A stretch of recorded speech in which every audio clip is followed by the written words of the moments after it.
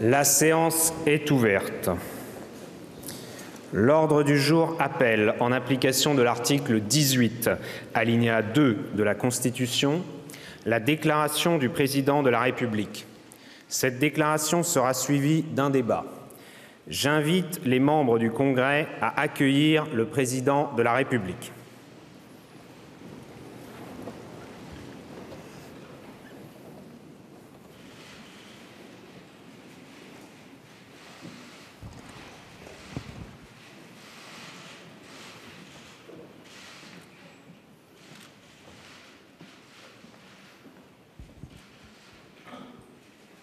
Voilà, on a vu le chef de l'État s'avancer, Roselyne, dans ce long couloir. Il s'apprête à rentrer dans l'Assemblée pour prendre la parole.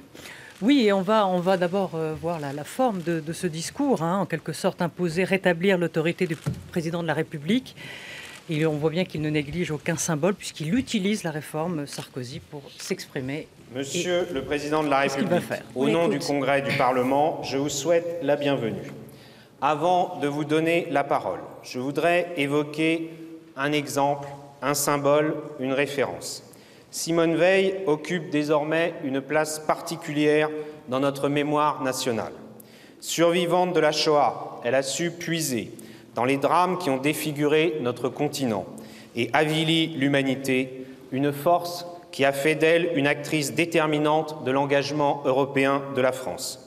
Elle a joué, au terme d'un combat législatif, concret, difficile et victorieux, un rôle considérable pour l'émancipation des femmes. Elle a toujours agi pour la protection des plus fragiles. La vie de Simone Veil témoigne, plus que tout autre, du prix de la liberté, de la difficulté du combat pour l'égalité, de l'impérieuse nécessité de la fraternité. Observons en sa mémoire une minute de silence.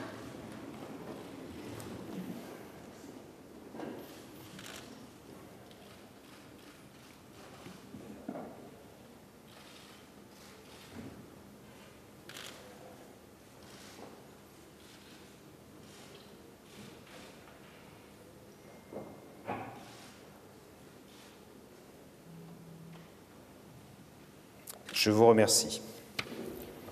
Monsieur le Président de la République, je vous donne la parole.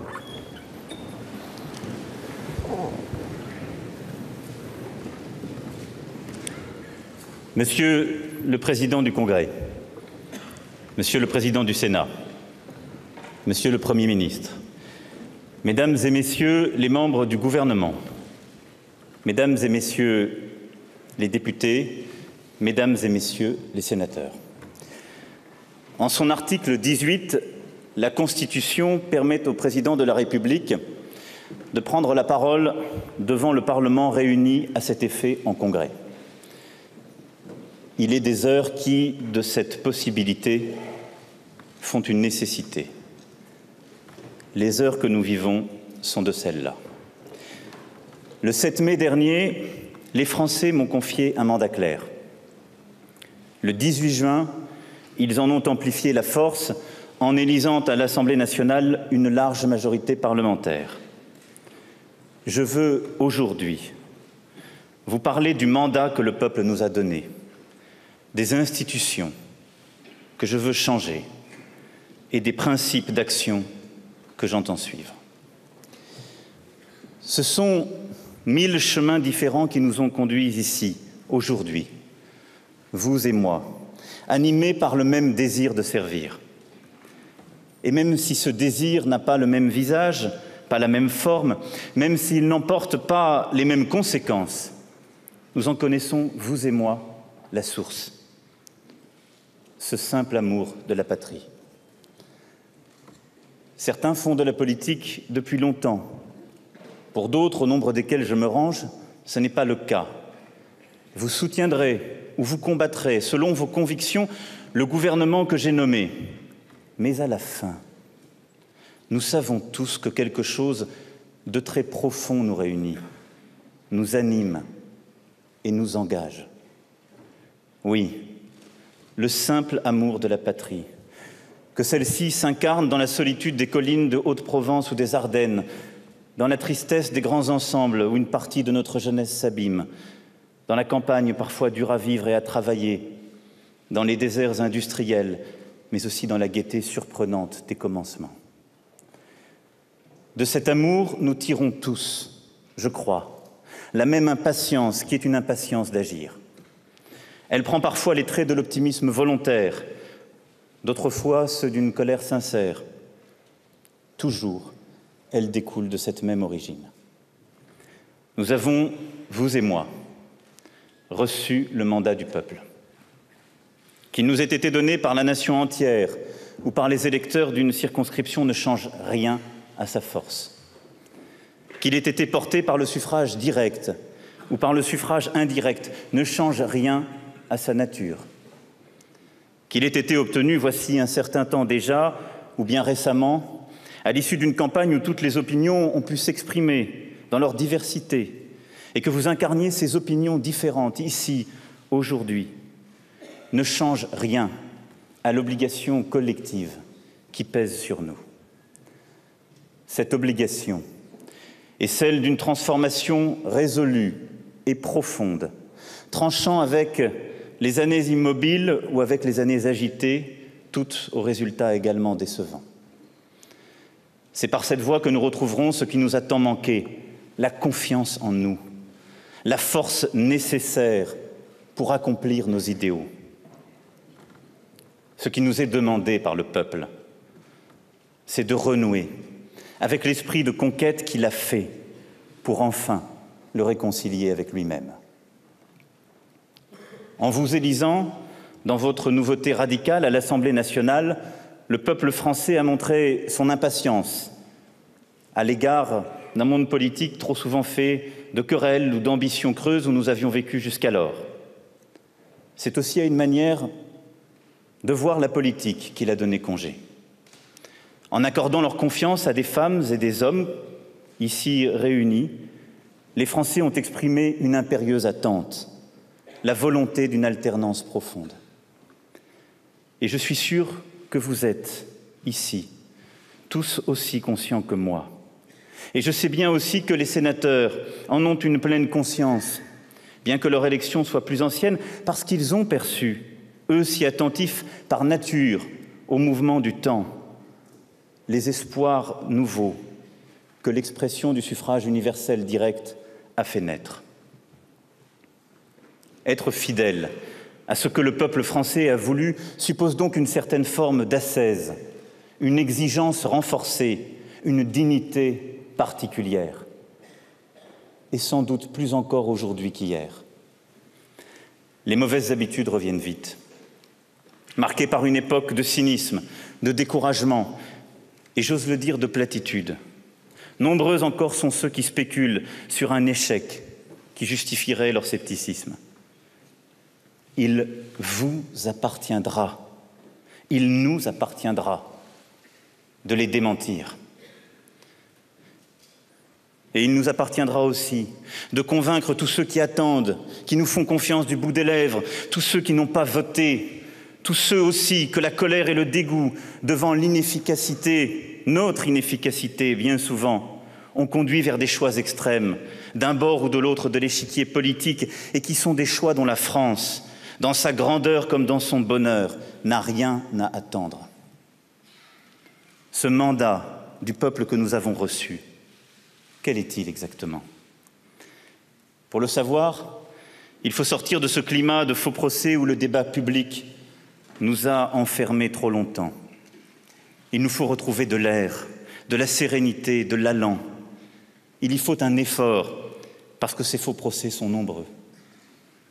S'agit-il de réformer le droit du travail pour libérer, dynamiser l'emploi au bénéfice d'abord de ceux qui n'en ont pas?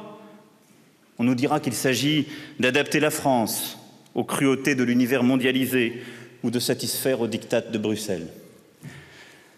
S'agit-il de réduire nos dépenses publiques pour éviter à nos enfants de payer le prix de nos renoncements?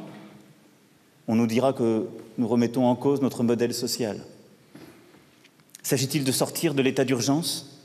On nous dira d'un côté que nous laissons la France sans défense face au terrorisme et de l'autre que nous bradons nos libertés. Eh bien, rien de tout cela n'est vrai. Derrière tous ces faux procès, on trouve le même vice. Le vice qui empoisonne depuis trop longtemps le débat public. Le déni de réalité.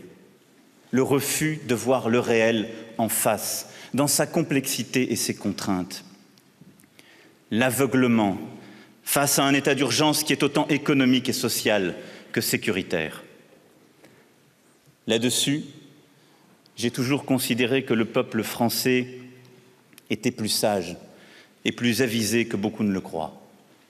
Si bien que je pense profondément que le mandat que nous avons reçu du peuple est un mandat à la fois exigeant et profondément réaliste. Et que pour l'accomplir, nous devons nous placer au-delà de la stérilité de ces oppositions purement théoriques et qui, si elles garantissent de beaux succès de tribune, n'apportent rien. Notre premier devoir est tout à la fois de retrouver le sens et la force d'un projet ambitieux de transformation de notre pays et de rester arrimé au réel. De ne rien céder aux principes de plaisir, aux mots faciles, aux illusions pour regarder en face la réalité de notre pays sous toutes ses formes. Ce mandat du peuple français, donc, quel est-il ? C'est d'abord le mandat de la souveraineté de la nation. C'est de pouvoir disposer de soi-même, malgré les contraintes et les dérèglements du monde. Voyons la réalité en face. Les forces de l'aliénation sont extrêmement puissantes. Aliénation à la nouvelle division du travail qui s'esquisse dans un univers en transformation profonde où le numérique recompose des secteurs entiers de l'économie, bouscule des équilibres et des emplois. Aliénation à la misère, à la pauvreté. Si nous ne permettons pas à chacun de trouver un travail qui lui corresponde, qu'il soit heureux d'accomplir, une place et une dignité qui soit la sienne dans la société. Aliénation à la contrainte financière, si nous ne rétablissons pas notre budget, si nous ne réduisons pas notre dette publique. Aliénation à la volonté d'autres pays, dans l'Europe comme au sein de nos alliances, si nous ne remettons pas nos affaires en ordre. Aliénation à la terreur islamiste, si nous ne trouvons pas le moyen de la détruire, sans rien lui céder de nos valeurs, de nos principes. Aliénation de notre avenir, si nous ne parvenons pas à organiser la transition écologique, à protéger la planète. Aliénation de notre vie dans ce qu'elle a de plus quotidien, si les aliments que nous mangeons, l'air que nous respirons, l'eau que nous buvons, nous sont imposés, et pour le pire, par les seules forces d'une compétition internationale devenue anarchique. Je crois fermement que sur tous ces points, le peuple nous a donné le mandat de lui rendre sa pleine souveraineté. Mais c'est aussi le mandat du projet progressiste, d'un projet de transformation et de changement profond qui nous est donné. Nos concitoyens ont fait le choix d'un pays qui reparte de l'avant, qui retrouve l'optimisme et l'espoir. Ils l'ont fait parce qu'ils savent bien, parce que nous savons bien que dans un monde bouleversé par des changements profonds, sans ce mouvement, sans cette énergie créatrice, la France n'est pas la France. Ils savent, parce que cela a été notre expérience commune de ces dernières années, qu'une France arrêtée s'affaisse, se divise, qu'une France apeurée, recroquevillée et victime s'épuise en querelles stériles et ne produit que du malheur. Malheur individuel et malheur collectif.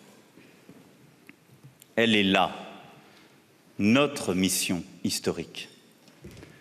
Cette mission, la mienne, celle du gouvernement, la vôtre, n'est pas dévolue à un petit nombre. Elle est dévolue à tous, car chacun y a sa part. La France possède des trésors de créativité, des ressources inépuisables. Mais je ne pense pas simplement là à tous nos talents. Je pense à chaque Française, à chaque Français, soucieux de bien faire et de mener une vie digne de lui.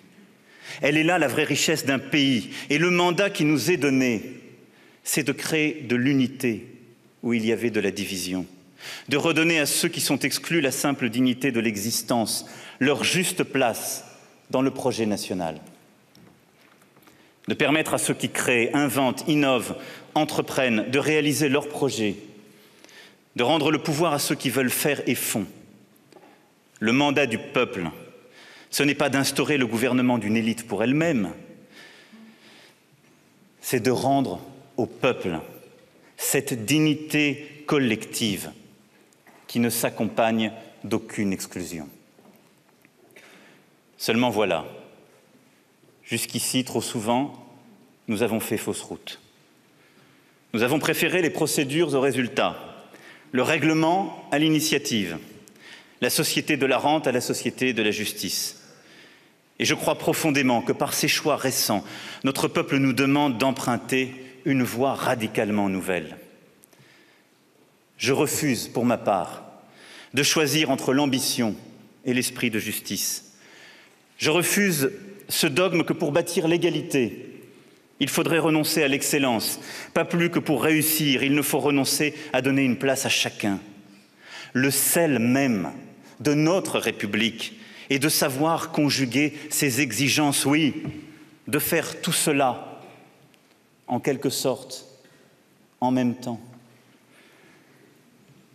Cette voie désoriente, je l'entends bien, tous ceux qui s'étaient habitués à faire carrière sur les schémas anciens. Il en est ainsi à chaque période, lorsque le renouveau s'impose et que l'inquiétude, à certains endroits, peut naître. Mais nous avons à prendre la mesure des efforts que va nous imposer cette formidable soif de renouvellement dont nous sommes, vous et moi, les porteurs. Le mandat du peuple, c'est aussi le mandat de la confiance et de la transparence.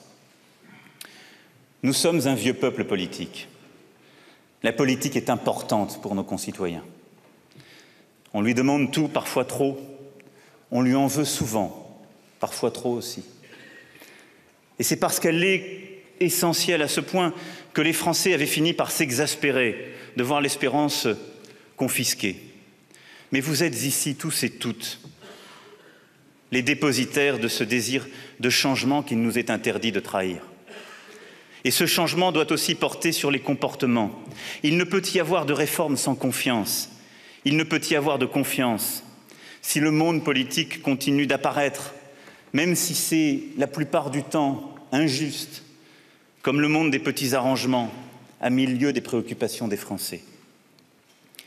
La loi que le gouvernement proposera à vos suffrages n'a pas d'autre but. Nous avons déjà changé depuis plusieurs années et nous avons changé en bien. Nous avons cessé de supporter ce qui semblait presque normal autrefois. L'opacité, le clientélisme, les conflits d'intérêts, tout ce qui relève d'une forme de corruption ordinaire presque impalpable. Pour autant, nul n'est irréprochable. Car si l'exigence doit être constante, si nous sommes tous dépositaires de la dignité qui sied à nos fonctions, et chaque jour nous oblige, la perfection n'existe pas. Oui, nous voulons une société de confiance, et pour cela, une loi ne suffit pas. C'est un comportement de chaque jour, mais nous voulons aussi cette confiance parce que la société de la délation et du soupçon généralisé, qui était jusque-là la conséquence de l'impunité de quelques puissants, ne nous plaît pas davantage. La loi du gouvernement sera votée, je n'en doute pas. Mais après qu'elle l'aura été, j'appelle à la retenue. J'appelle à en finir avec cette recherche incessante du scandale, avec le viol permanent de la présomption d'innocence, avec cette chasse à l'homme, où parfois les réputations sont détruites et où la reconnaissance de l'innocence, des mois, des années plus tard, ne fait pas le 10e du bruit qu'avait fait la mise en accusation initiale. Cette frénésie qui a touché tous les camps depuis tant de mois, parfois tant d'années, est indigne de nous et des principes de la République. Le mandat du peuple, c'est enfin le mandat de la fidélité historique. Les Français demandent à leur gouvernement de rester fidèle à l'histoire de la France. Encore faut-il s'entendre sur le sens que l'on donne à ces mots. Ces dernières années, l'histoire a été prise en otage par le débat politique. Nous avons vu fleurir l'histoire procoloniale et celle de la repentance, l'histoire identitaire et celle multiculturelle, l'histoire fermée et l'histoire ouverte. Il n'appartient pas au pouvoir exécutif ou législatif de décréter le roman national, que l'on veuille lui donner une forme réactionnaire ou une forme progressiste. Cela ne signifie pas que l'histoire de France n'existe pas, qu'il ne faut pas en être fier, tout en regardant lucidement ses parts d'ombre, ses bassesses. Mais pour nous, elle doit prendre la forme, non d'un commentaire, non d'une revendication ou d'une transformation, mais d'une action résolue en faveur du meilleur. Parce que c'est dans cette action que nous pouvons retrouver les grands exemples du passé, nous en nourrir et les prolonger. Et à la fin, nous aussi, nous aurons fait l'histoire, sans nous être réclamés abusivement de ce qu'elle pourrait être, mais en regardant le réel et en gardant nos esprits et nos volontés tendus vers le meilleur. C'est ce que nous appelons le progressisme. Ce n'est pas de penser que toute nouveauté est forcément bonne. Ce n'est pas d'épouser toutes les modes du temps. C'est à chaque moment, pas après pas, de discerner ce qui doit être corrigé, amendé, rectifié, ce qui, à certains endroits, doit être plus profondément refondé, ce qui manque à la société pour devenir plus juste et plus efficace, ou plus exactement, plus juste parce que plus efficace parce que plus juste. C'est une éthique de l'action et de la responsabilité partagée. C'est la fidélité à notre histoire et à notre projet républicain en actes, car la République, ce n'est pas des lois figées, des principes abstraits, c'est un idéal de liberté, d'égalité, de fraternité, chaque jour resculpté et repensé à l'épreuve du réel.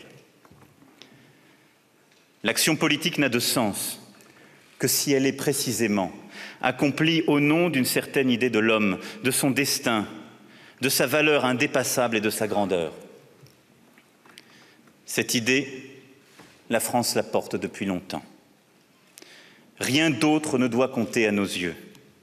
Ce n'est pas la société des entrepreneurs que nous voulons, ou la société de l'équilibre des finances publiques, ou la société de l'innovation. Tout cela est bien, tout cela est utile, mais ce ne sont que des instruments au service de la seule cause qui vaille. Une cause à laquelle le nom de la France est attaché depuis bien longtemps. Et cette cause est la cause de l'homme. Nous différons entre nous, et ici même, sur les moyens.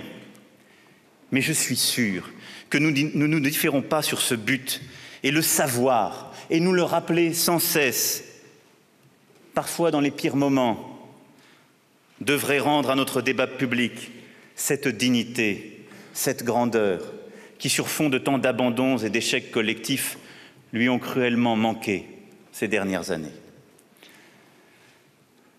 C'est à l'aune de ce mandat du peuple que nous avons à construire notre politique pour les 5 ans qui viennent. Vous l'aurez compris, et vous le savez déjà intimement, nous n'avons pas devant nous 5 ans d'ajustement et de demi-mesure.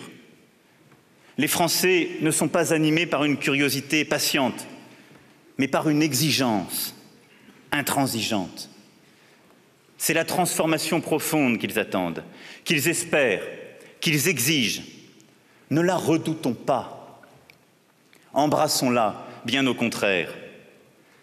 La charte de notre action a été fixée durant la campagne et vous en connaissez les jalons sur lesquels je ne reviendrai pas. Les engagements seront tenus. Les réformes et ces transformations profondes auxquelles je me suis engagé seront conduites. Le Premier ministre, Édouard Philippe, que j'ai nommé afin qu'il soit le dépositaire à la tête du gouvernement de ces engagements, en présentera la mise en œuvre dans son discours de politique générale. Mais tout cela ne sera possible que si nous avons une République forte. Et il n'est pas de République forte sans institutions puissantes. Nées de temps troublés, nos institutions sont résistantes aux crises et aux turbulences. Elles ont démontré leur solidité. Mais comme toutes les institutions, elles sont aussi ce que les hommes en font. Depuis plusieurs décennies maintenant, l'esprit qui les a fait naître s'est abîmé au gré des renoncements et des mauvaises habitudes. En tant que garant du bon fonctionnement des pouvoirs publics, j'agirai en suivant 3 principes. L'efficacité, la représentativité et la responsabilité. L'efficacité d'abord. Il nous faut du temps pour penser la loi, du temps pour la concevoir, la discuter et la voter, du temps aussi pour s'assurer des bonnes conditions de son application. Souhaiter que nos institutions soient plus efficaces, ce n'est donc pas sacrifier au culte de la vitesse, c'est rendre la priorité aux résultats. Sachons mettre un terme à la prolifération législative. Cette maladie, nous la connaissons, elle a été tant et tant nommée, et je crains moi-même, dans une vie antérieure, d'y avoir participé. Elle affaiblit la loi, qui perd dans l'accumulation des textes une part de sa vigueur et certainement de son sens. Telle circonstance, tel imprévu, telle nouveauté ne saurait dicter le travail du législateur. Car la loi n'est pas faite pour accompagner servilement les petits pas de la vie de notre pays. Elle est faite pour en encadrer les tendances profondes, les évolutions importantes, les débats essentiels et pour donner un cap. Elle accompagne de manière évidente les débuts d'un mandat. Mais légiférer moins ensuite, c'est consacrer plus d'attention aux textes fondamentaux, à ces lois venant répondre à un vide juridique, venant éclairer une situation inédite. C'est cela le rôle du Parlement. Légiférer moins, c'est mieux allouer le temps parlementaire. C'est en particulier réserver de ce temps au contrôle et à l'évaluation. Je sais que nombre d'entre vous y ont déjà beaucoup réfléchi et je ne mésestime pas les progrès faits durant ces dernières années en la matière. Mais nous devons aller plus loin encore, car voter la loi ne saurait être le premier et le dernier geste du Parlement. Nos sociétés sont devenues trop complexes et trop rapides pour qu'un texte de loi produise ses pleins effets sans se heurter lui-même au principe de réalité. La voix des citoyens concernés par les textes que vous votez ne saurait être perçue comme attentatoire à la dignité du législateur. Elle est la vie, elle est le réel, elle est ce pourquoi vous œuvrez, nous œuvrons. C'est pourquoi bien suivre l'application d'une loi, s'assurer de sa pertinence dans la durée, de ses effets dans le temps pour la corriger ou y revenir, est aujourd'hui devenu une ardente obligation. Pour toutes ces raisons, je souhaite qu'une évaluation complète de tous les textes importants, comme aujourd'hui celle sur le dialogue social ou encore sur la lutte contre le terrorisme, dont nous avons récemment jeté les bases, soit menée dans les 2 ans suivant leur mise en application. Il est même souhaitable qu'on évalue l'utilité des lois plus anciennes afin d'ouvrir la possibilité d'abroger des lois qui auraient, par le passé, été trop vite adoptées, mal construites, ou dont l'existence aujourd'hui représenterait un frein à la bonne marche de la société française. Enfin, le rythme de conception des lois doit savoir répondre aux besoins de la société. Il est des situations d'urgence que le rythme propre au travail parlementaire ne permet pas de traiter suffisamment vite. Songez à l'encadrement des pratiques issues du numérique en matière de protection des droits d'auteur, de la vie privée de nos concitoyens ou de la sécurité nationale. Notre temps collectif est aujourd'hui trop lent. Et il faut qu'au temps long du travail législatif que je viens d'évoquer soit ajoutée la faculté d'agir vite. Ainsi, la navette pourrait être simplifiée Je pense même que vous devriez pouvoir, dans les cas les plus simples, voter la loi en commission. Tout cela, vous y avez, pour nombre d'entre vous, beaucoup travaillé. Tout cela doit être sérieusement étudié, mais pour désormais le faire. Je n'ignore rien des contraintes qui pèsent sur vous. Le manque de moyens, le manque d'équipe, le manque d'espace contrarie en partie les impératifs d'efficacité que je vous soumets. Pour cela, il est une mesure depuis longtemps souhaitée par nos compatriotes qu'il me semble indispensable de mettre en œuvre: la réduction du nombre de parlementaires. Un Parlement moins nombreux, mais renforcé dans ses moyens, c'est un Parlement où le travail devient plus fluide, où les parlementaires peuvent s'entourer de collaborateurs mieux formés, plus nombreux. C'est un Parlement qui travaille mieux. C'est pourquoi je proposerai une réduction d'1 tiers du nombre des membres des 3 assemblées constitutionnelles. Je suis convaincu que cette mesure aura des effets favorables pour la qualité générale du travail parlementaire. Ça n'est pas céder à l'antiparlementarisme ambiant, bien au contraire, car les Français, pour leur majeure partie, en sont également certains. Cette réforme est indispensable.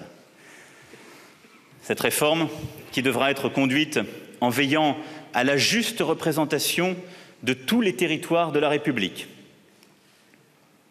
hexagonaux et ultramarins, n'a pas pour but de nourrir cet antiparlementarisme ambiant. Elle vise à donner aux élus de la République plus de moyens et plus de poids. Le devoir d'efficacité ne saurait peser seulement sur le Parlement. L'exécutif doit en prendre sa part, et d'abord, précisément, vis-à-vis du Parlement. C'est pourquoi, mesdames et messieurs les parlementaires, j'ai voulu vous réserver, et à travers vous, aux Français, ma première expression politique depuis mon élection. Trop de mes prédécesseurs se sont vus reprocher de n'avoir pas fait la pédagogie de leur action, ni d'avoir exposé le sens et le cap de leur mandat. Trop d'entre eux aussi ont pris des initiatives dont le Parlement n'était que secondairement informé, pour que je me satisfasse d'en reconduire la méthode. Tous les ans, je reviendrai donc devant vous pour vous rendre compte. Et si la considération et la bienveillance que cela traduit à l'égard du Parlement apparaissent à certains comme une dérive condamnable, c'est sans doute qu'ils ont de leur rôle de parlementaire et du rôle du président de la République une conception vague que masque mal l'arrogance doctrinaire ou le sectarisme. Il est toujours préoccupant que des représentants du peuple se soustraient aux règles de la Constitution qui les a fait élire. Sieyès et Mirabeau ne désertèrent pas, je crois, si promptement le mandat que leur avait confié le peuple. Le président de la République doit fixer le sens du quinquennat, et c'est ce que je suis venu faire devant vous. Il revient au Premier ministre, qui dirige l'action du gouvernement, de lui donner corps. C'est à lui qu'incombe la lourde tâche d'assurer la cohérence des actions, de conduire les transformations, de rendre les arbitrages et, avec les ministres, de vous les présenter. Je souhaite que cette responsabilité ait un sens. C'est pourquoi je demanderai au Premier ministre d'assigner à chacun des objectifs clairs dont annuellement ils lui rendront compte. De même, l'efficacité commande que les ministres soient au cœur de l'action publique et retrouvent avec leur administration un contact plus direct. La réduction que j'ai voulue à 10 du nombre de collaborateurs, de cabinets, comme le renouvellement de l'ensemble des directeurs d'administration centrale répondent à cette priorité. Il s'agit de rendre aux directeurs d'administration, disposant alors de la pleine confiance du gouvernement, la connaissance directe de la politique qu'ils auront à mettre en œuvre, et de partager ainsi au sein du gouvernement et de toute l'administration cette responsabilité partagée dont le peuple nous a fixé le cap. soumis eux-mêmes à l'obligation de résultat par la feuille de route qui les lie au Premier ministre. Les ministres ne perdront pas de vue pour autant les conditions de mise en œuvre de leur politique. Je veux, à cet effet, une administration plus déconcentrée, qui conseille plus qu'elle ne sanctionne, qui innove et expérimente plus qu'elle ne contraigne. Tel est le cercle vertueux de l'efficacité. C'est cette administration qui doit redonner à tous les territoires les moyens d'agir et de réussir. Car à la fin, notre démocratie ne se nourrit que de l'action et de notre capacité à changer le quotidien et le réel. Mais ce souci d'efficacité ne suffira pas à rendre à notre démocratie l'oxygène dont trop longtemps elle fut privée. S'il faut en finir avec la République inefficace, il faut en finir aussi bien avec la République du souffle court, des petits calculs, de la routine. Nous ne retrouverons la respiration profonde de la démocratie que dans le renouement avec la variété du réel, avec la diversité de cette société française à l'écart de laquelle nos institutions se sont trop soigneusement tenues, n'admettant le changement que pour les autres, mais pas pour elles. La réalité est plurielle, la vie est plurielle. Le pluralisme s'impose à nos institutions qui s'affaiblissent dans l'entre-soi. Nous avons fait entrer ici la grande diversité française. Elle est sociale, professionnelle, géographique, de genre et d'origine, d'âge et d'expérience, de croyance et d'engagement. Elle constitue un alliage inédit de compétences et de destins dont vous êtes aujourd'hui les visages. Mais tout cela n'a pas été composé comme un nuancier savant. Nous avons simplement ouvert les portes aux citoyens auxquels le monde politique refusait l'accès. Je souhaite que ce renouvellement scelle le retour du débat que n'aveuglent pas les dogmes, du partage d'idées que ne dénature pas le caporalisme. C'est aussi pour cela que je crois à la vertu du pluralisme, au respect plein et entier des oppositions. Non parce qu'il s'agirait d'un usage, mais car c'est la dignité du débat démocratique. Et cela sera notre ardente responsabilité. La représentativité reste toutefois un combat inachevé dans notre pays. Je souhaite le mener avec vous résolument. Je proposerai ainsi que le Parlement soit élu avec une dose de proportionnel, pour que toutes les sensibilités y soient justement représentées.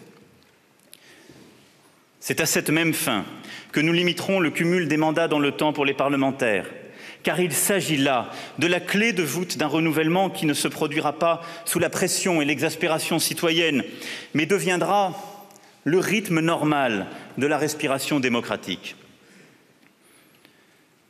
Les parlementaires eux-mêmes verront dans leur mandat une chance de faire avancer le pays et non plus la clé d'un cursus à vie. Il est d'autres institutions de la République que le temps a figées, dans des situations acquises, quand le sens véritable de leur mission eût été d'incarner le mouvement vivant de la société française. Le Conseil économique, social et environnemental est de celle-ci. Sa mission était de créer entre la société civile et les instances politiques un trait d'union, fait du dialogue constructif et de propositions suivies d'effets. Cette intention fondatrice s'est un peu perdue. Je souhaite qu'on renoue avec elle. Le Conseil économique, social et environnemental doit devenir la chambre du futur, où circuleront toutes les forces vives de la nation. Pour cela, nous devons revoir, tout en réduisant le nombre de ses membres d'un tiers, de fond en comble les règles de sa représentativité. Celle-ci étant acquise, nous ferons de cette Assemblée le carrefour des consultations publiques, et le seul. L'État ne travaille pas, ne réforme pas sans consulter. Et c'est bien normal. Mais les instances de consultation se sont multipliées. Nous ne savons même plus les dénombrer. Elles ont toutes leur justification de représenter une part vibrante de la société civile. Mais c'était le rôle initial du Conseil économique, social et environnemental. En le réformant, nous en ferons l'instance unique de consultation prévue par tous nos textes. Cela sera un élément d'une plus grande représentativité de notre société civile et dans le même temps, un élément de simplification de nos procédures, de simplification de la fabrique de la loi. Ce Conseil doit pouvoir devenir le forum de notre République, réunir toutes les sensibilités et toutes les compétences et donner un lieu, en quelque sorte, à l'expression de toutes les sensibilités du monde de l'entreprise et du travail, des entrepreneurs comme des syndicats, des salariés comme des indépendants, mais aussi des associations et des organisations non gouvernementales.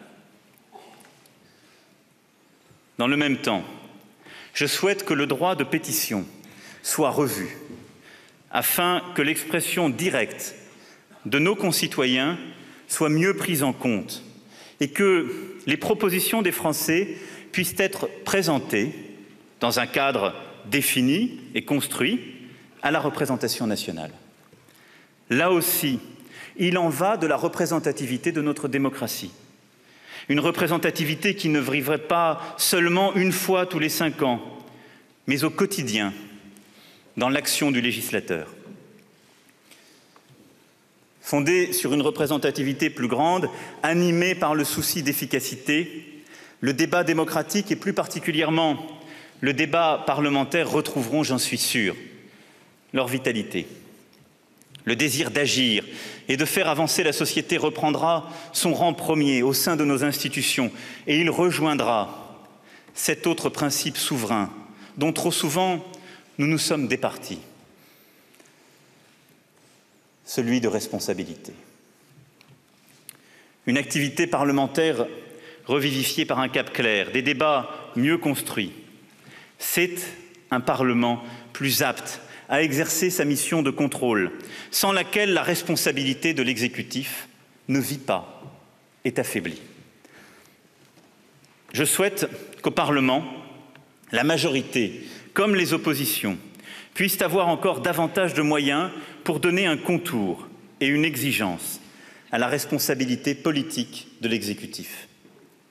Les ministres eux-mêmes doivent devenir comptables des actes accomplis dans leurs fonctions ordinaires. C'est pour cette raison que je souhaite la suppression de la Cour de justice de la République. Il faudra trouver la bonne organisation, mais nos concitoyens ne comprennent plus pourquoi seuls les ministres pourraient encore disposer d'une juridiction d'exception. Faire vivre la responsabilité partout dans nos institutions, c'est aussi assurer l'indépendance pleine et entière de la justice. C'est une ambition qui doit demeurer, malgré les impasses et les demi-échecs rencontrés dans le passé. Je souhaite à cette fin que nous accomplissions enfin cette séparation de l'exécutif et du judiciaire en renforçant le rôle du Conseil supérieur de la magistrature et en limitant l'intervention de l'exécutif dans les nominations des magistrats du parquet. À tout le moins, ce Conseil devrait donner un avis conforme pour toutes les nominations de ces magistrats. C'est un changement profond des pratiques et des règles que j'appelle de mes vœux. Je ne méconnais pas l'évolution institutionnelle et constitutionnelle que cela requiert. C'est pourquoi je demanderai à Madame la garde des Sceaux et aux ministres compétents, ainsi qu'au président des 2 chambres, de me faire pour l'automne des propositions concrètes permettant d'atteindre cet objectif. Je souhaite que la totalité des transformations profondes que je viens de détailler et dont nos institutions ont cruellement besoin soient parachevées d'ici 1 an et que l'on se garde des demi-mesures et des aménagements cosmétiques. Ces réformes seront soumises à votre vote Mais si cela est nécessaire, je recourrai au vote de nos concitoyens par voie de référendum. Car il s'agit ici de rien moins que de retisser entre les Français et la République le rapport qui s'est dissous dans l'exercice mécanique du pouvoir. Je veux réveiller avec vous le sens du pacte civique. Je veux que l'efficacité, la représentativité et la responsabilité fassent émerger clairement et fortement une République contractuelle. La confiance accordée y va de pair avec les comptes qu'on rend. L'action s'y déploie dans un cadre partagé entre le mandataire et le mandant, et non au fil des circonstances. Et c'est cela, le sens du contrat social qui fonde la République. Ce que nous ferons pour les institutions de la République, je souhaite le faire aussi pour nos territoires. Ne redoutons pas de nouer avec les territoires des accords de confiance. Nous savons tous combien notre France est diverse, combien est importante l'intimité des décideurs publics avec le terrain de leur action. La centralisation jacobine traduit trop souvent la peur élémentaire de perdre une part de son pouvoir. Conjurons-la. Osons expérimenter, déconcentrer. C'est indispensable pour les territoires ruraux comme pour les quartiers difficiles. Osons conclure avec nos territoires et nos élus de vrais pactes girondins fondés sur la confiance et la responsabilité. La conférence des territoires qui sera bientôt lancée et conduite par le Premier ministre répond à cette préoccupation. Il ne s'agira pas uniquement d'une conférence budgétaire ou financière, mais de trouver ensemble les moyens d'adapter nos politiques aux réalités locales. Et je pense en particulier aux collectivités d'outre-mer qui doivent avoir tous les moyens pour réussir. C'est ce même esprit de confiance qui fonde cette République contractuelle que d'ores et déjà nous faisons avancer dans la société et le monde du travail, en donnant à celles et ceux qui sont au plus près de la réalité de l'entreprise une capacité plus grande à réguler le quotidien, non dans le rapport de force, mais dans un cadre nouveau et partagé. Nous savons tous et toutes que la confiance exige un soin plus grand que l'usage unilatéral de l'autorité. Nous savons aussi qu'elle produit de plus grands résultats et qu'elle suscite cette concorde sans laquelle il n'est pas de vie civile supportable. La France a vécu assez d'épreuves, connu assez de grandeur pour n'être pas ce peuple enfant que l'on berce d'illusions. Chaque Français a sa part de responsabilité et son rôle à jouer dans la conquête à venir. En retrouvant l'esprit de nos institutions, nous redonnerons à la nation tout entière le sentiment de retrouver la maîtrise de son destin, la fierté de reprendre en main le fil de son histoire. C'est la condition même de la réconciliation de notre pays.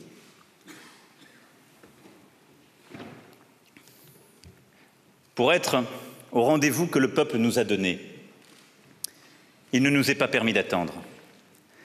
C'est pourquoi j'aurai besoin pour notre République de la mobilisation de tous autour de quelques grands principes d'action. Il ne s'agit pas ici, pour moi, de décliner l'action du gouvernement, comme certains se plaisent à le craindre ou à le souhaiter. C'est la tâche du Premier ministre, c'est le sens même et la force de nos institutions. Et je n'égainerai pas ici non plus tous les secteurs, les métiers, les territoires.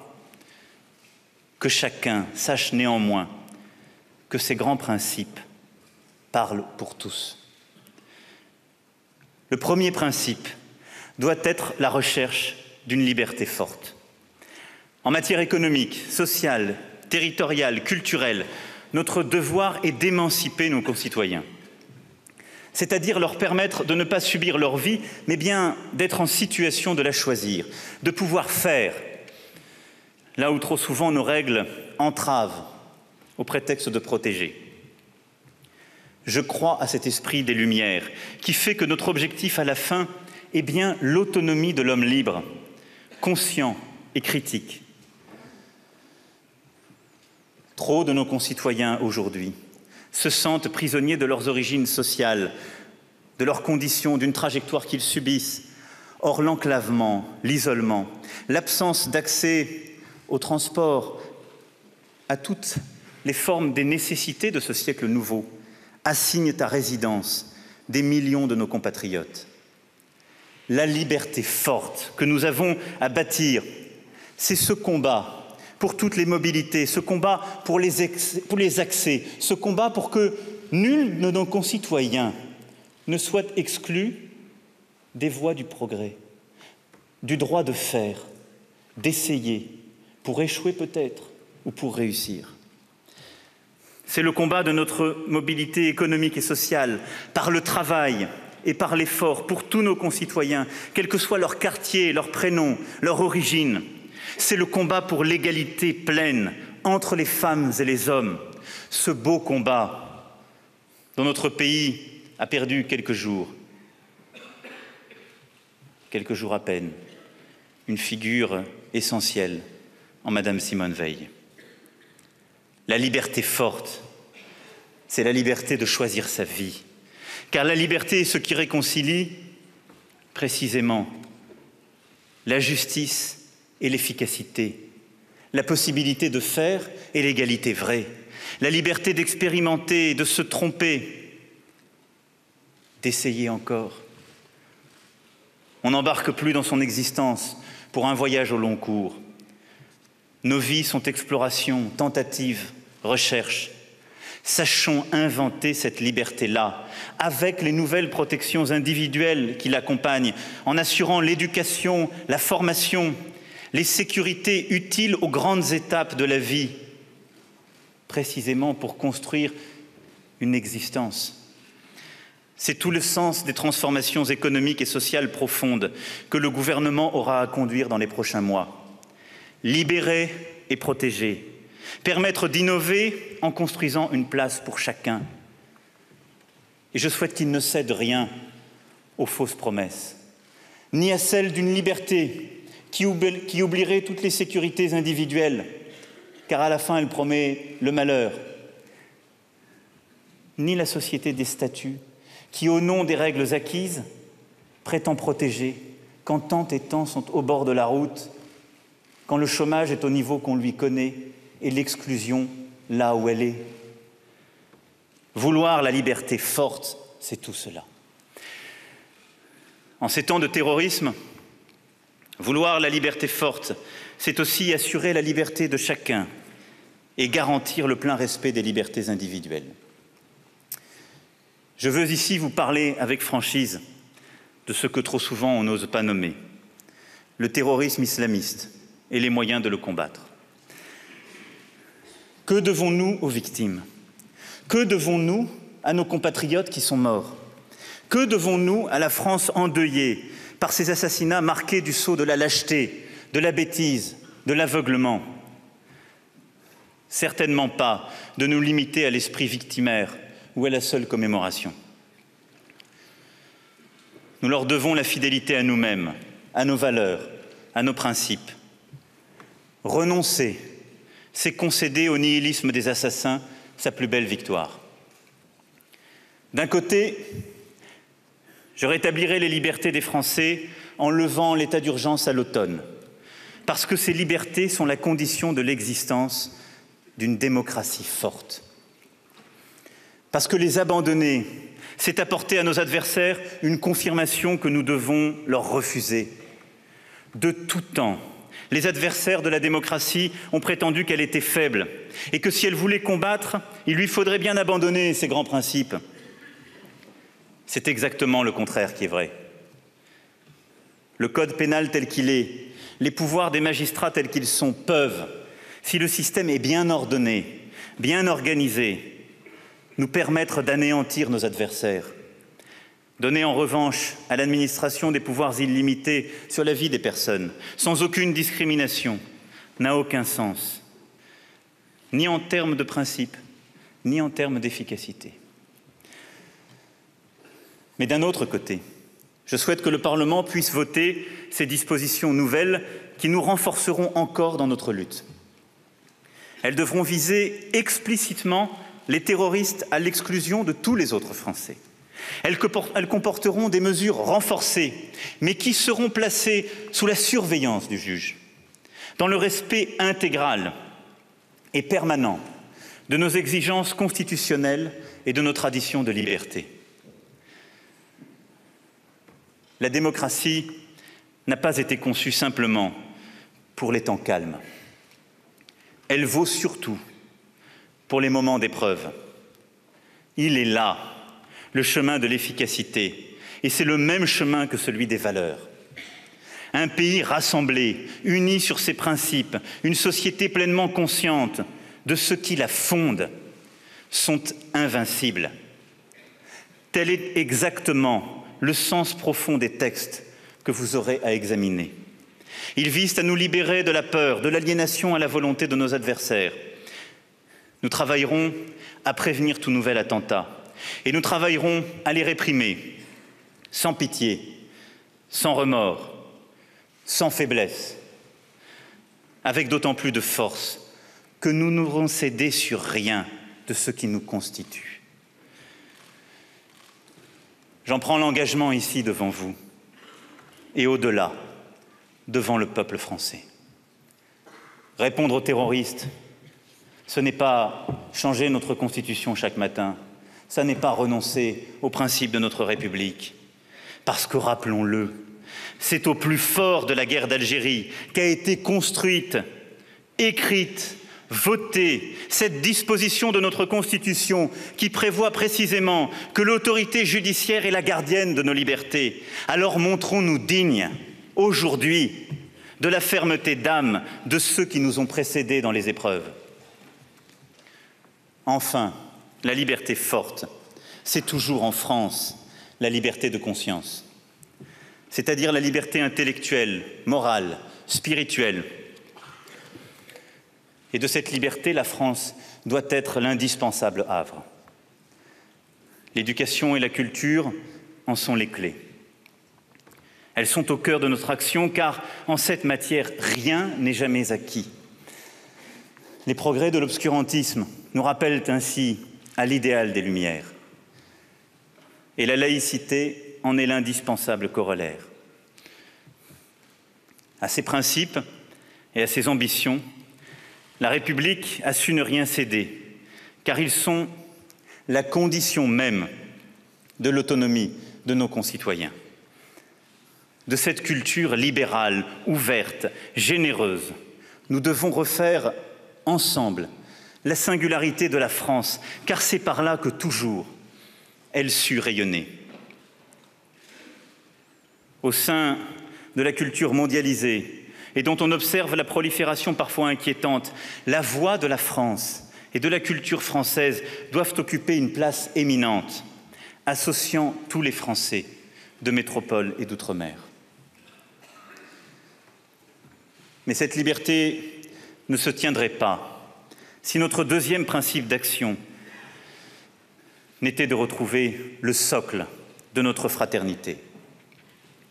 Notre peuple n'est pas formé d'un peu plus de 60 millions d'individus qui cohabiteraient. Il est indivisible, précisément parce que ce qui le tient est plus fort que de simples règles ou que des organisations. C'est un engagement, chaque jour répété, qui fait que notre citoyenneté n'est jamais abstraite et froide, mais qu'elle est pleine et entière par ce lien fraternel qui nous unit et dont nous devons retrouver la vigueur. L'un des drames de notre pays, c'est que cet engagement est tout simplement impossible pour ceux que les dysfonctionnements de nos systèmes sclérosés rejettent en permanence à ses marges. Il nous reviendra, au cours de ce quinquennat, de prendre la vraie mesure de cette question, de redéfinir nos moyens d'action sans nous laisser arrêter par de vieilles habitudes, en associant l'État, les collectivités, les associations, les fondations, l'ensemble des Françaises et des Français engagés, bien souvent bénévoles, toutes les entités qui, privées ou publiques, œuvrent à l'intérêt général et pour la dignité des personnes. Nous devons substituer à l'idée d'aide sociale, à la charité publique, au dispositif parcellaire, une vraie politique de l'inclusion de tous. La représentation nationale y trouvera un enjeu, un défi à sa mesure. Ne vous y trompez pas, cette question est sans doute la plus profonde, la plus sérieuse qui soit. Parce que notre société est aujourd'hui divisée entre les égoïsmes tentés par les sirènes de la mondialisation qui voudraient faire croire qu'on peut réussir à quelques-uns, que les nomades, en quelque sorte, dicteraient leurs lois, et de l'autre côté, les donneurs de leçons, les tenants d'une morale sans bras, qui voudraient qu'on oublie toutes les contraintes du réel pour s'occuper d'une partie de la société. Il n'y aura pas de réussite française si chacune et chacun n'y a pas sa place. Si la pauvreté, pour mettre un nom sur cette réalité, si toutes celles et ceux qui vivent dans la misère, dans l'exclusion, qui sont privés de cette route auguste que peuvent emprunter quelques-uns, n'ont pas aussi leur place. Et cela, c'est notre devoir. Cela passera par des réformes économiques et sociales profondes que vous aurez à décider et à voter. Elles sont indispensables et elles permettront de redonner cette énergie sans laquelle notre société n'est rien. Mais il faudra aussi savoir trouver, pour ce que Georges Bataille appelait notre part maudite, une place, une considération, une vraie réponse, enfin.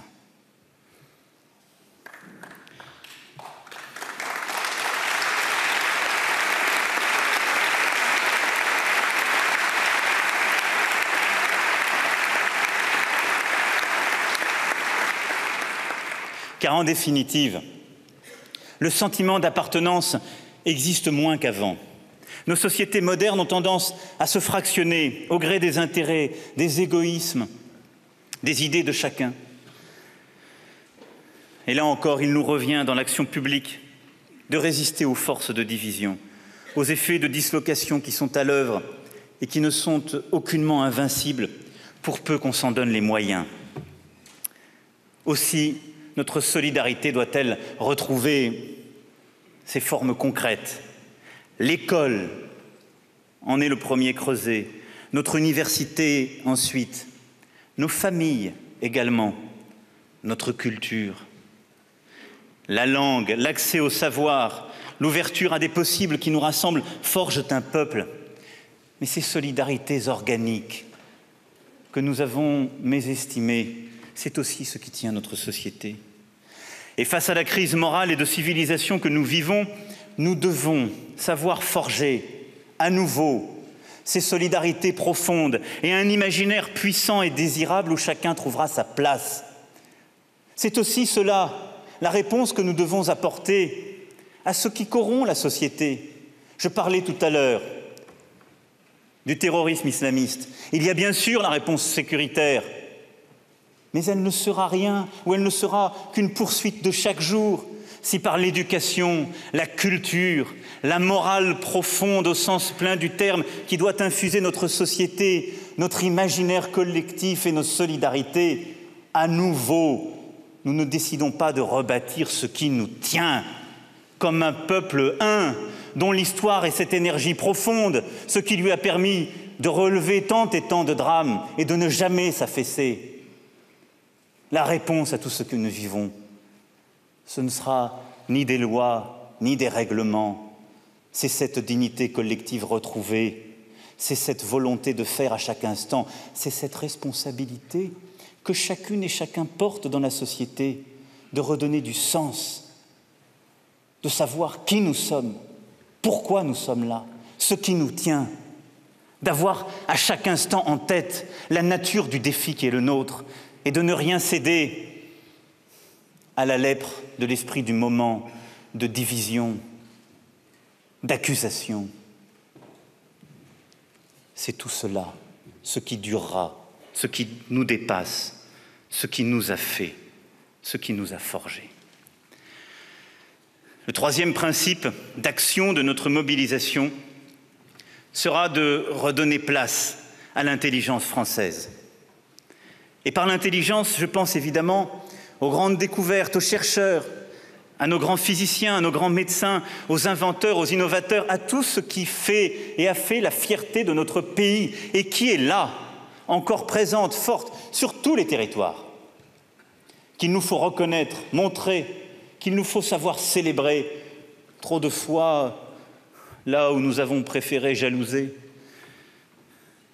Je pense aux écrivains, aux philosophes, aux historiens, aux cinéastes, qui continuent d'apporter au monde ce regard libre des préjugés qui fait notre force. Je pense aux peintres et aux musiciens qui remettent au fond la politique à sa juste place, en nous faisant entrevoir un au-delà de l'existence immédiate qui rend à la condition humaine sa grandeur, sa beauté, souvent sont tragiques. Redonner toute sa place à l'intelligence française, c'est aussi se refuser à toutes ces incohérences qui nous minent. Et nous n'y parviendrons qu'au prix d'un véritable effort de réflexion collective. Nous ne pouvons pas, par exemple, continuer d'affirmer hautement notre attachement au principe de l'asile, tout en nous abstenant de réformer en profondeur un système qui, débordé de toutes parts, ne permet pas un traitement humain et juste des demandes de protection émanant d'hommes et femmes menacés par la guerre et la persécution, ce qu'on appelait en 1946 les combattants de la liberté. Redonner sa place à l'intelligence française, c'est faire de notre pays le centre d'un nouveau projet humaniste pour le monde. Le lieu où l'on concevra, créera une société qui retrouve ses équilibres. La production et la distribution plutôt que l'accumulation par quelques-uns, l'alimentation saine et durable, la finance équitable, le numérique au service de l'homme, la fin de l'exploitation des énergies fossiles et la réduction des émissions. Pas parce que c'est à la mode, pas parce que ça ferait plaisir à quelques-uns, parce que c'est ce niveau d'ambition qui a toujours été le nôtre.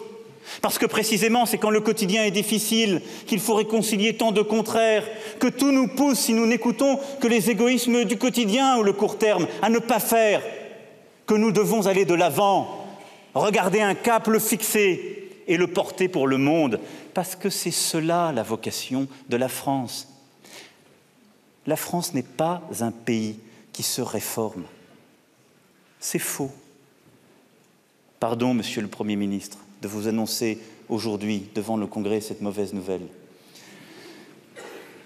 La France est un pays qui résiste aussi longtemps qu'il est possible de ne pas réformer. Un pays qui se cabre quand on lui parle mal, quand on ne lui explique pas, quand on ne le respecte pas, quand on ne parle pas à sa dignité et son intelligence. Mais c'est un pays qui, face aux défis, qui à chaque fois aurait dû l'abattre, s'est profondément transformé, a su trouver en lui-même ce sens de l'histoire, de l'humanité qui a fait la France. Votre défi aujourd'hui, notre défi, c'est celui-là. Alors, vous passerez des jours, des nuits, nous passerons sans doute des jours et des nuits dans des sujets qui font le quotidien de nos concitoyens et qui sont chacune et chacun importants. Mais à chaque fois, ce sera cet horizon et ce cap que nous devrons avoir à l'esprit. Redonner sa place à l'intelligence française, enfin, c'est comprendre que les Français sont précisément assez intelligents pour faire leur chemin tout seuls.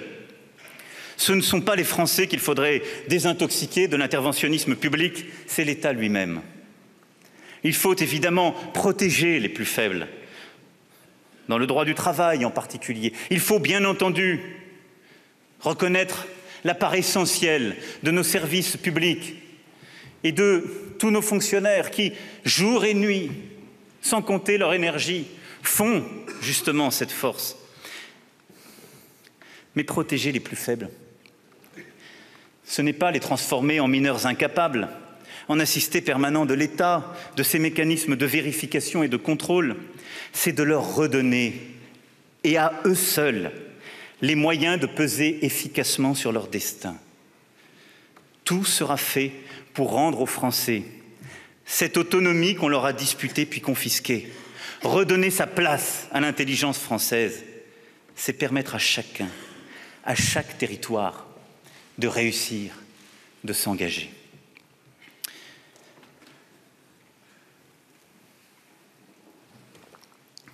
J'en viens à présent au dernier principe de l'action que j'entends mener. Construire la paix.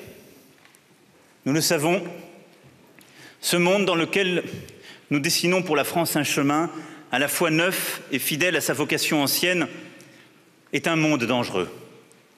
Notre environnement, y compris notre environnement proche, se caractérise par l'accumulation des menaces. C'est bien l'ombre de la guerre qui, à chaque nouvelle crise, se profile. La déflagration mondiale n'est plus le spectre que brandissent seulement les pessimistes. Elle est pour les réalistes une hypothèse sérieuse. Les affirmations de puissance reviennent ou émergent. Les mouvements terroristes se développent dans de multiples régions, avec des moyens qui augmentent leur capacité de nuisance. Ils sont là, dans nos sociétés. Les guerres régionales atteignent des degrés nouveaux de barbarie. Les alliances d'hier s'effritent. L'ordre multilatéral doute de lui-même. Et les régimes autoritaires ou les démocraties illibérales fleurissent. L'espace cybernétique propage et amplifie les instruments de ces guerres, du tout contre tous. La dérive du monde impose son rythme erratique, ses excès en tout genre, détruisant l'homme, le déracinant, effaçant sa mémoire, bousculant son imaginaire. C'est cela, le monde dans lequel aujourd'hui nous vivons. Il ne s'agit pas de l'appréhender avec un pessimisme défait. Non, cela nous impose des devoirs. Les plus graves, sans doute, qu'une nation puisse porter.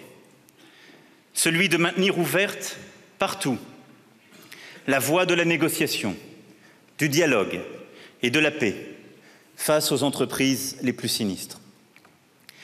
La vocation de la France, sa fidélité à son histoire est de savoir construire la paix et promouvoir la dignité des personnes. C'est pourquoi, partout, nous devons agir d'abord pour protéger nos intérêts et au premier chef notre sécurité. C'est ce qui m'a conduit à réaffirmer notre engagement au Sahel comme au Levant pour lutter contre le terrorisme et contre tous les fanatismes. Dans notre intérêt, comme dans celui des peuples concernés. Et je sais là l'engagement de nos forces armées chaque jour, depuis tant de mois. Mais une telle action ne peut être efficace que si elle s'inscrit dans la durée et vise donc à construire les solutions politiques permettant partout la sortie de crise. Et donc de savoir, dans toutes ces régions, parler avec toutes les puissances, y compris celles qui ne partagent pas nos propres finalités ou nos propres valeurs, pour trouver une issue et la construire. Je ne vous proposerai pas, dans ce cadre, de nous substituer à d'autres peuples, parce que nous voudrions, ailleurs, imposer nos principes ou nos valeurs, car je ne veux pas qu'apparaissent de nouveaux États faillis. Toujours la France doit respecter, en même temps qu'elle lutte contre le terrorisme et tous les excès, en même temps qu'elle protège sa propre sécurité et ses valeurs, elle doit respecter la souveraineté des peuples. Mais partout où les libertés ne sont pas respectées, nous œuvrerons, à travers notre diplomatie et nos actions de développement, afin d'aider les minorités, de travailler au service des sociétés pour le respect des droits. Cela suppose un travail exigeant, parfois long et ingrat, qui impose de replacer la France au cœur du dialogue entre les nations. C'est depuis plusieurs semaines ce que je m'emploie à faire, du Mali à l'Ukraine et la Syrie, en passant par le Golfe, en échangeant en profondeur avec tous les dirigeants du monde. La France doit partout contribuer à bâtir ou rebâtir des équilibres multiples, même si parfois ils demeurent fragiles. Notre outil militaire, dans ce contexte, revêt une importance majeure. J'ai déjà ordonné une revue stratégique de défense et de sécurité, avec comme fil directeur les principes d'indépendance et d'autonomie de décision. Nos armées assureront les missions que je leur ai confiées, la dissuasion, clé de voûte de notre sécurité, la protection de nos concitoyens et de nos intérêts, l'intervention là où le respect du droit et de la stabilité internationale sont menacés. La prévention des crises et leur résolution sera gérée de manière globale en n'oubliant jamais que seule la stabilisation et le développement permettent de créer les conditions d'une paix durable. Nos forces armées sont les conditions de cette capacité de dialogue, de cette crédibilité française et de cette capacité partout à construire la paix.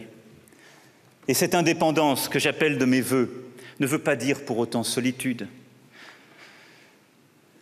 La France sera fidèle à toutes ses alliances. Les prochaines années seront pour nos armées celles d'un renouvellement stratégique et tactique. Je sais qu'elles y sont prêtes, car elles sont aux avant-postes du monde tel qu'il va, avec cette vigilance et cet engagement qui font honneur à notre pays. Vous le voyez, les menaces n'ont jamais été si grandes, et l'ordre multilatéral est sans doute plus fragilisé qu'il ne l'a jamais été, divisé, bousculé, alors que plus que jamais il était sans doute nécessaire. Dans les années à venir, le rôle de la France sera de défendre la sécurité, l'égalité face aux excès, les libertés, la planète face au réchauffement climatique, tout ce qui constitue notre bien commun universel et qui aujourd'hui dans trop d'endroits est remis en cause. Toucher du doigt le moment inédit que nous vivons. Nous nous sommes bâtis depuis le XVIIIe siècle sur un équilibre que nous pensions de toute éternité entre des démocraties, des valeurs libérales, nos libertés, une économie de marché qui permettait le progrès des classes moyennes. Et tout cela est aujourd'hui profondément basculé, transformé, menacé. Des régimes autoritaires réussissent dans l'économie de marché, des démocraties que nous croyions hier des alliés de toujours, menacent l'ordre international, se mettent à douter de ses propres règles. Notre vocation, notre rôle aujourd'hui, c'est précisément plus encore qu'hier de les rappeler, de les porter, de les faire, de les tenir. Ce sera cela, mon cap, notre cap, et aucun autre. Ce cours du monde, en quelque sorte, vient éprouver notre résistance et notre cohérence. C'est à titre d'exemple ce que nous vivons dans les grandes crises migratoires qui traversent aujourd'hui l'Afrique, la Méditerranée et à nouveau l'Europe. Les mois prochains, nous aurons des décisions difficiles à prendre et nous devons à la fois mieux les prévenir par une politique de sécurité et de développement ambitieuse sur toutes les zones de fragilité et de conflit. Nous devons réexpliquer et agir partout quand il y a la guerre, quand il y a le réchauffement climatique qui déstabilise tant de ces régions. Mais nous devons aussi mieux endiguer ces grandes migrations par une politique de contrôle et de lutte contre les trafics de personnes. Il faut pour cela, de manière coordonnée en Europe, mener une action efficace et humaine qui nous permette d'accueillir les réfugiés politiques qui courent un risque réel, car ce sont là nos valeurs, sans les confondre avec les migrants économiques et abandonner l'indispensable maîtrise de nos frontières. Pour réussir à tenir ce cap, nous avons besoin d'une Europe plus forte et refondée. Plus que jamais, nous avons besoin de l'Europe. Or, là aussi, plus que jamais, sans doute, elle est affaiblie par les divisions, par le doute qui s'est installé dans notre peuple. Pourtant, l'Europe est chez nous autant que nous sommes en Europe, parce qu'il est impossible de penser notre destinée continentale autrement qu'au travers du projet européen. L'Europe, c'est nous. C'est un projet de paix, de liberté, de progrès qui a été pensé et agi avec courage par des générations qui nous ont précédés, avaient vécu la guerre. Et nous voudrions aujourd'hui oublier tout cela. Considérer que face aux divisions, face au Brexit et à tant de soubresauts de l'histoire, la réponse serait dans une diminution encore supplémentaire, dans une forme d'abandon, dans un bégaiement de l'histoire.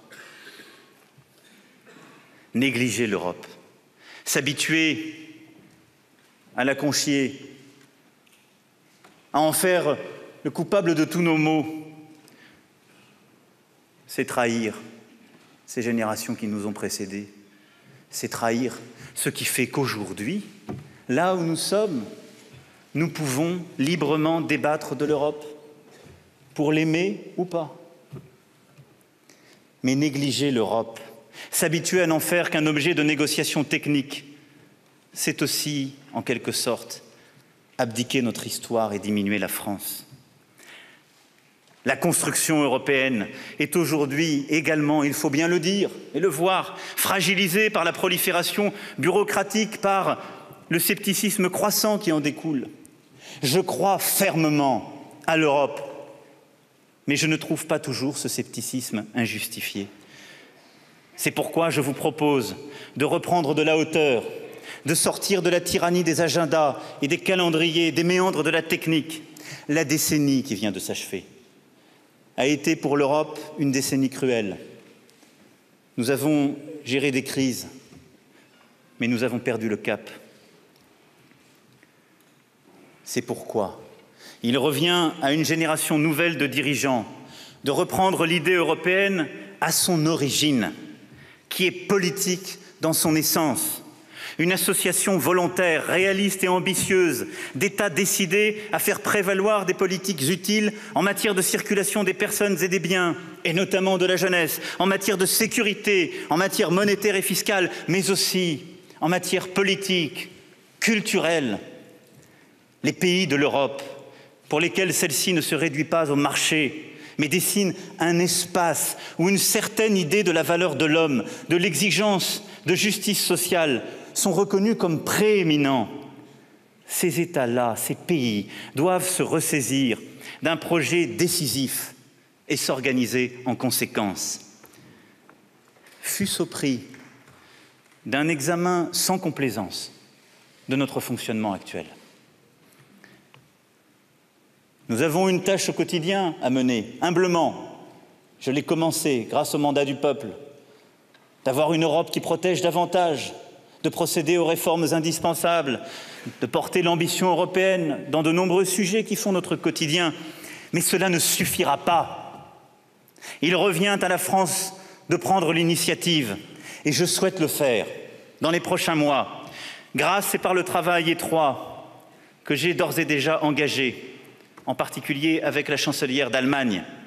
D'ici la fin de l'année, sur ces bases, partout en Europe, nous lancerons des conventions démocratiques pour refonder l'Europe, justement, sur ce projet politique premier, sur cette ambition première qui unit les hommes.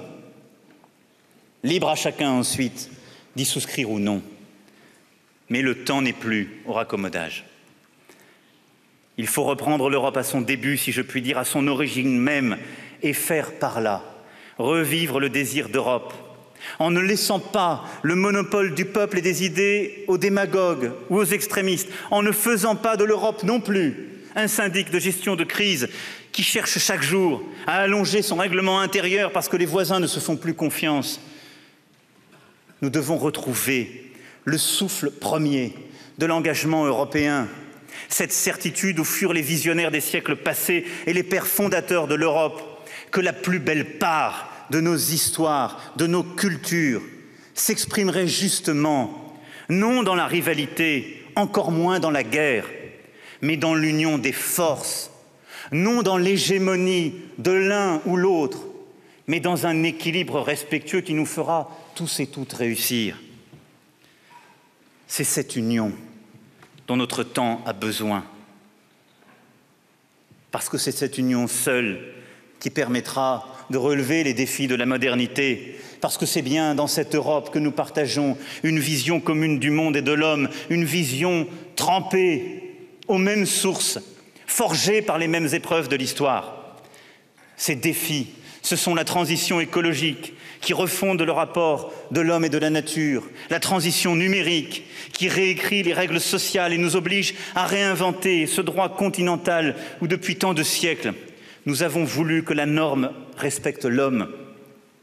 C'est enfin le défi de l'humanisme contemporain face aux dangers du fanatisme, du terrorisme, de la guerre, auquel nous répondrons par une défense plus européenne en cours d'édification, mais aussi par une Europe de la culture et de l'innovation.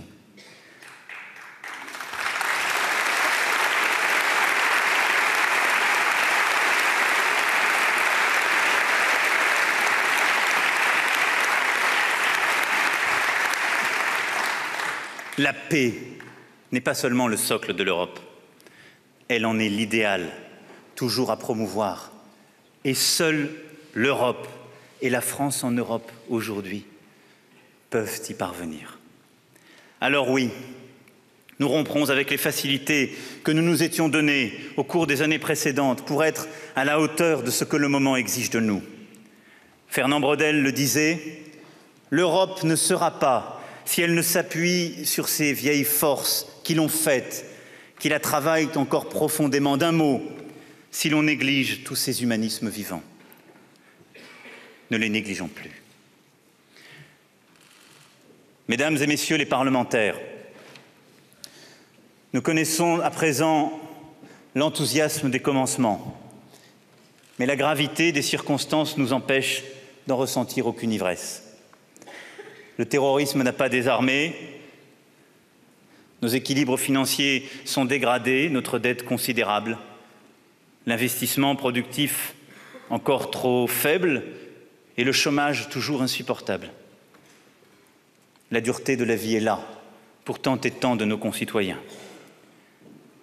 Mais le peuple français nous a fait connaître ses volontés et nous en serons les serviteurs.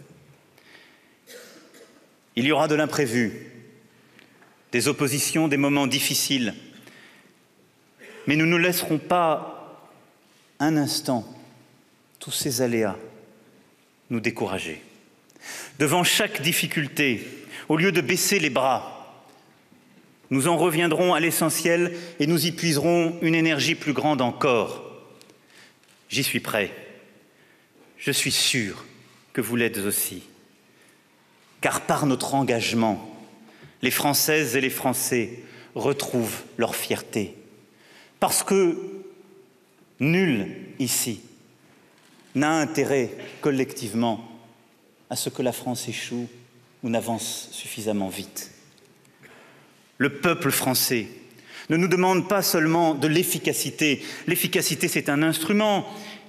Et puis on peut être tout à fait efficace au service d'une mauvaise cause. Non. Il nous demande ce que la philosophe Simone Veil appelait l'effectivité, c'est-à-dire l'application concrète, tangible, visible des principes qui nous guident, le refus d'être pris en défaut et de clamer des principes dont nous ne poursuivons pas sans relâche l'application.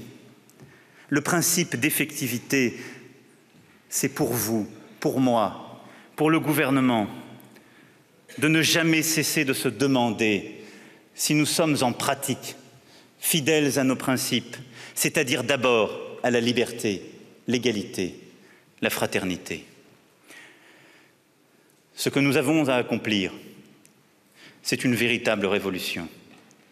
Nous sommes ici, vous et moi, pour renouer avec ce courage français qui ne se laisse pas distraire par ceux qui, n'ayant su aller nulle part, sont en quelque sorte revenus de tout. Nous devons, à chaque instant, être à la hauteur de cet espoir français par l'engagement de tous. Car ne vous y trompez pas, les forces adverses continuent d'être puissantes, non pas tant au Parlement, où les oppositions légitimes s'expriment non pas dans la rue, tout simplement dans les têtes. En chacun de nous, il y a un cynique qui sommeille. Et c'est en chacun de nous qu'il faut le faire taire, jour après jour, en lui rappelant sans cesse le devoir qui est le nôtre, en lui rappelant sans cesse le moment que traverse notre pays. Et cela se verra.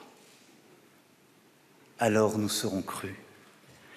Alors nous rendrons le service que le peuple français attend de nous, avec humilité.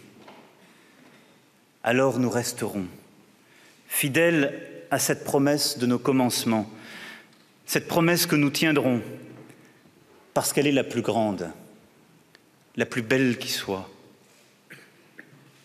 Faire à l'homme, enfin, un pays digne de lui. Vive la République, vive la France.